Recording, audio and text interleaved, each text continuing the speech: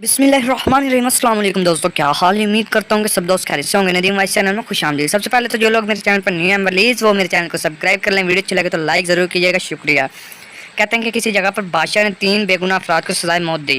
बादशाह के हुक्म की तामील में इन तीनों को फांसी घाट पर ले जाया गया, जहाँ एक बहुत बड़ा लकड़ी का तख्ता था जिसके साथ पत्थरों से बना एक मीनार, और मीनार पर एक बहुत बड़ा भारी पत्थर मजबूत रस्से से बंधा हुआ एक चरखे पर झूल रहा था।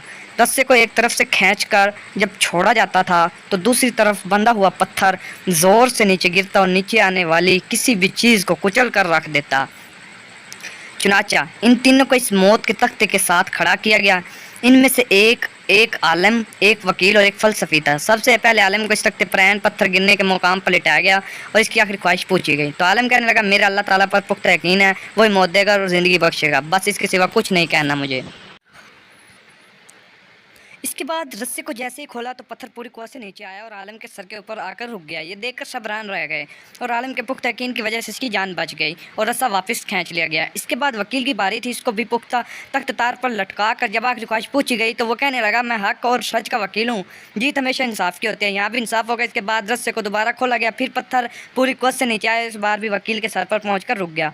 फांसी देने वाले इस इंसाफ से हैरान रह गए और वकील की जान भी बच गई। इसके बाद फलसफी की बारी थी। उसे जब तख्ते पर लिटाकर आखिरी ख्वाहिश पूछी गई तो कहने लगा, आलम को तो ना ही अल्लाह ने बचाया और ना ही वकील को इसके इंसाफ ने। दरअसल मैंने गौर से देखा, रस्से पर एक जगह गांठ है जो चरखी के ऊपर घूमने पर रुकावट की वजह बनती है, जिससे रस्सी पूरी खुलती नहीं और फिर पत्थर पूरा नीचे नहीं गिरता। फलसफे की बात सुनकर सब ने रस्से को बगौर देखा तो वहाँ वाकई गांठ थी।